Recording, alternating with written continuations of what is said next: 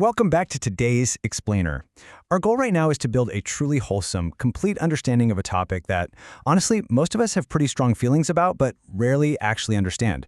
We are going to completely reframe how we view chocolate. We're going to transform it from this idea of a simple junk food or, a guilty pleasure into a fascinating, highly coordinated biological event. Okay, let's dive right into this. When you think of chocolate, you probably just think of a really sweet flavor, right? But is it just a sweet treat? The reality is, chocolate is absolutely not just one simple thing happening on your tongue. It's a whole bundle of signals. And understanding that difference, well, it changes everything about how we experience it.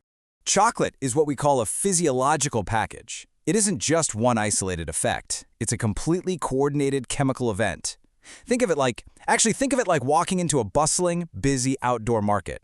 Your attention is immediately pulled by different signals all at once, right? The smells, the sounds, the colors. Chocolate hits your body the exact same way. In a single bite, you've got a taste, aroma, sugar, fat, and active compounds all entering your system simultaneously. And they instantly start to influence your mood, your energy levels, and your appetite. So how exactly does this package open up? It happens in a very distinct, rapid sequence. First, your mouth detects the signals. Second, your gut processes the fuel. And third, your brain rewards the experience. The really crucial point here is that your body doesn't just statically react to chocolate. It actively sequences it through these specific steps. All right, let's look at step 1. First contact in the mouth. When you take a bite, your mouth isn't just passively chewing, it's acting as a highly sensitive active signal detector. To really get this, let's compare it to plain sugar. If you eat a spoonful of plain sugar, your mouth detects a single note. It essentially just says, "Hey, I am sweet." But chocolate? Chocolate is like a beautifully layered song.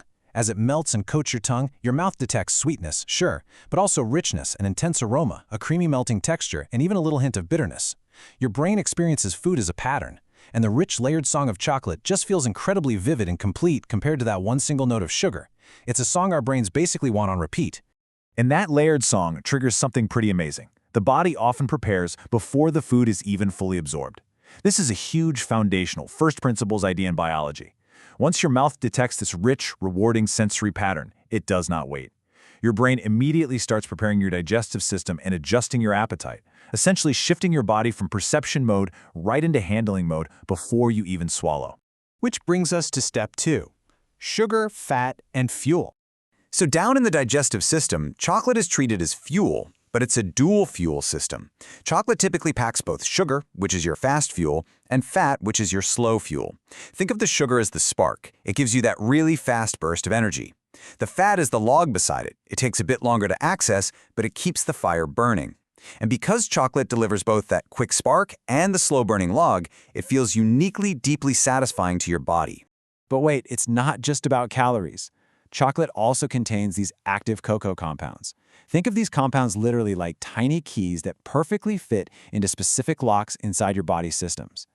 Even in very, very small amounts, these compounds give your physiology a little nudge. They can subtly shift your alertness, change how your blood vessels behave, and directly influence your sense of reward. This is exactly why a dark chocolate with a super high cocoa content feels so fundamentally different to your body than a sweeter, creamier milk chocolate. You're basically using different keys. Now let's look at step 3, the brain's reward system. Now, what's really interesting about this slide is that we are entering the command center. Because despite the incredible taste and the dual fuel, the absolute most powerful effect happens in your mind, not on your tongue. Your brain constantly evaluates every single bite you take. It's never just a spectator. It's always asking, is this safe? Is it rewarding? Should I keep eating? Should I remember this for later? Because chocolate perfectly combines that sweetness, fat, and aroma, the brain evaluates this incoming sensory data as highly, highly valuable. I absolutely love this analogy from our source material. Think of the brain like a manager watching over an incredibly busy office. The manager has to decide what tasks get attention and what gets flagged as truly important. Because of its perfect physiological package, chocolate gets strongly flagged by this manager as a highly rewarding experience, one that is without a doubt worth remembering and repeating tomorrow. But this flagging system creates a bit of a physiological conflict, which actually explains a whole lot about our cravings. Your body has a fullness signal that says, okay, I've had enough energy. But your brain has a reward signal screaming, this is extremely rewarding, keep going. Because chocolate is so densely packed with sensory appeal and reward cues, that reward signal easily outcompetes your natural fullness signals. You might not physically be hungry at all, but mentally your brain is telling you to keep eating. It's exactly why we're magically stuffed after dinner, but somehow suddenly have plenty of room when the chocolate cake appears. Finally, step 4, putting it all together. So, the crucial point I want you to take away is this. Chocolate is powerful precisely because it touches all 4 of these major systems simultaneously. Let's walk through it. Your senses give you that immediate pleasure and richness. Your digestion handles the sugar and fat, giving you deep satisfaction. The active cocoa compounds send signals to your brain, slightly shifting your mood and alertness. And the reward signals interact with your appetite, which usually leaves you wanting more. When multiple systems are influenced all at once like this, the whole experience feels emotionally much bigger than the physical size of the bite you just took. And it's wild how it all unfolds perfectly over time. In mere milliseconds, your mouth detects that rich sensory pattern. Within minutes, your gut is already processing that dense mix of spark and log energy.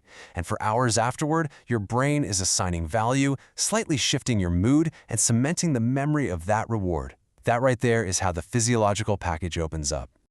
Which brings us to our final thought for today. Now that you have this wholesome understanding, you aren't just someone who eats chocolate anymore. You can actually diagnose what it's doing to your body in real time. So the next time you reach for a piece, I want you to ask yourself, what is your body really craving? Is it the quick spark of sugar, the soothing slow burn of the fat, that layered sensory song in your mouth, or just your brain's deep desire for a reward? Thank you so much for joining me for this explainer, and as always, keep learning.